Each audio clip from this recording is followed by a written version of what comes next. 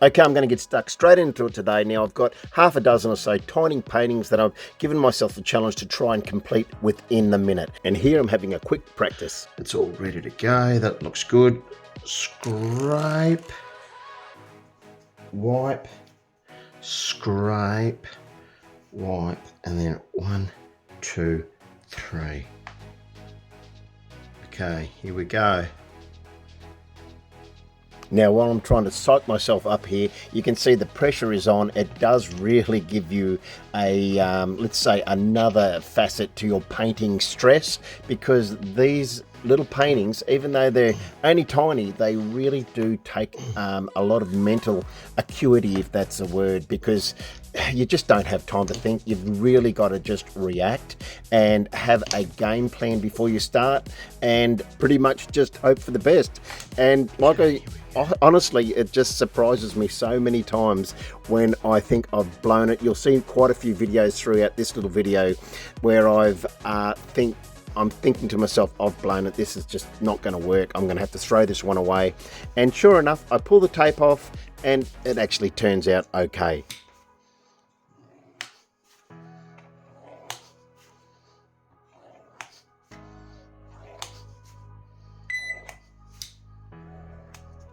Done.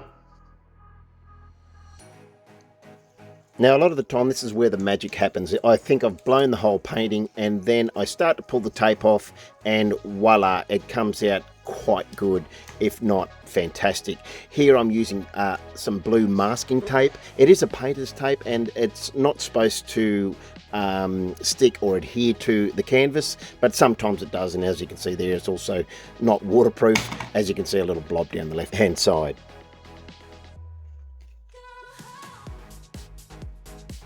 Now, you'll see as I go throughout this video, more and more paint tubes will accumulate around the left hand side. It'll end up becoming quite a mess, but it is what it is. And having said that, you can see here I've also got the caps off the lids, because there's just no time, as you can see, to be able to start pulling these lids off. And you really need to have, let's say, a thought of what you want to achieve, but knowing that it's probably not going to happen. I mean, there's some paintings here that I thought in my mind look fantastic, but the actual fruition, well, let's say the end result, well, put it this way, it's certainly not what I had envisioned.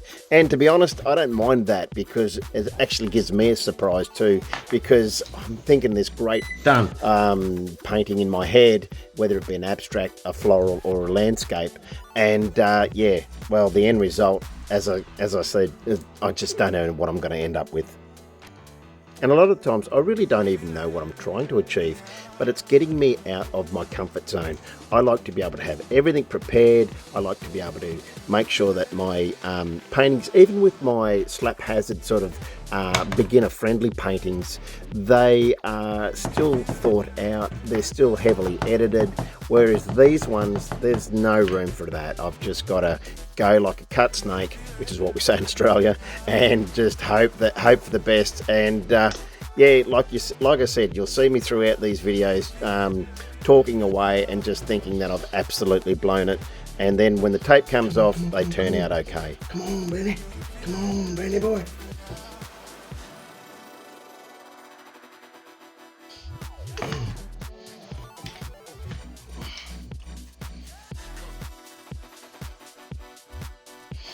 I don't know if this is going to work, Benny boy. And yes, for some reason I do call myself Benny Boy while I'm painting away under this stressful situation. But again, here I've convinced myself this ain't going to work.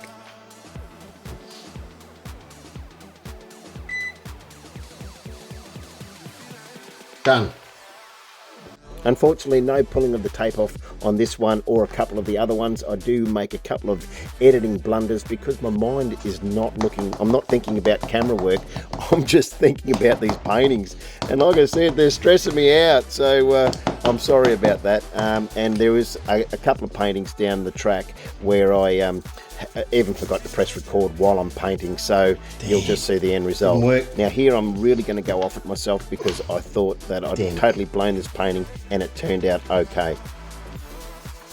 No.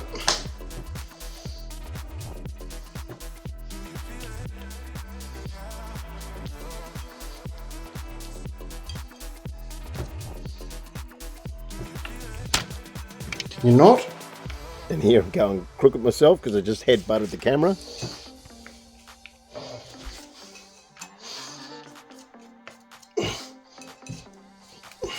And I'm not sure why I'm grunting, as there's no heavy lifting involved, but it is what it is. Done. Wow, what a schmozzle. But I think we got there. Amazingly enough. Didn't work out quite as well as I'd hoped. But I think we got there. Look at that for a mess.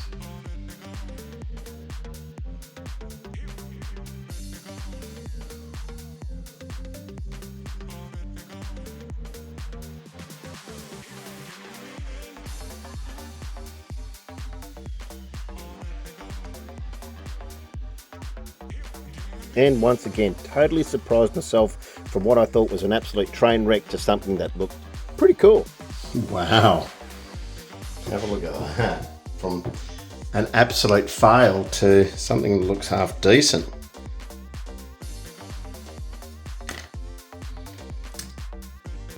It's almost like the painting's got a mind of their own, because this one I wanted a lighter background, much lighter, but that pink really stood out against that darker charcoal look.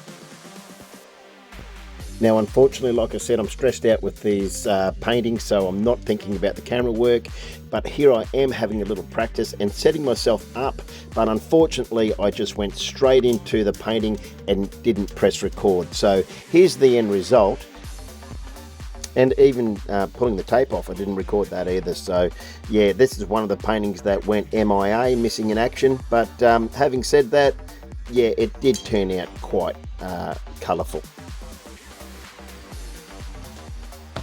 Okay, it looks like I've got my faculties back, and here I am. You can see a perfect example here of having all the lids off my little tubes of paint and making sure that I've got a game plan in place so that when I hit that go button, the stopwatch, I'm just pretty much in auto mode. I'm no longer thinking. I've already thought about the painting before I've started, and like I've said over and over again, I'm not sure what I'm going to end up with.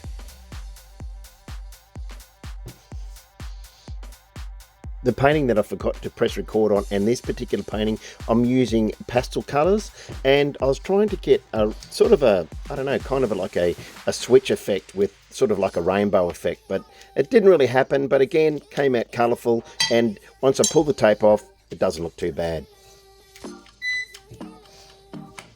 Done.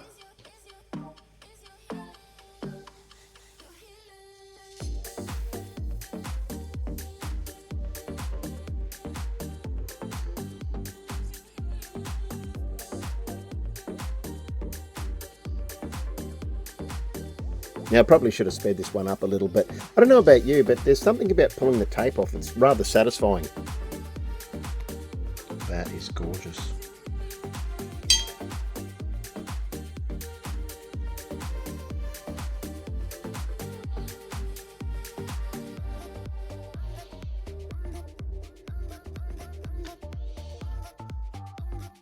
At this stage of the game, I can really only incorporate landscapes and abstracts and the odd floral, which I thought I'd add here. And again, this one really took me by surprise because I had plenty of time left over. And if in hindsight, looking back, I would have, I've learnt some things here myself. The blending with the palette knife really made for a great background.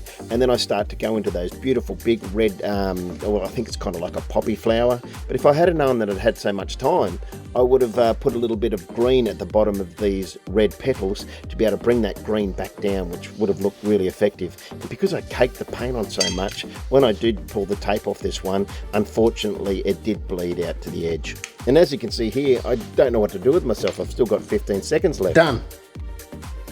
And here they are, all drying away today's effort. Got that beautiful psychedelic colourful one there. That one with a little bit of, I don't know, let's say a bit of spawn in it. Beautiful red flowers. Don't forget our gathering of the boabs. And of course, tiger lilies. Yes, I did just make all those names up. Now, hopefully I'll focus on the editing side of things and actually hit record in the next couple of videos. But for now, I hope you got something out of this, and have a great day.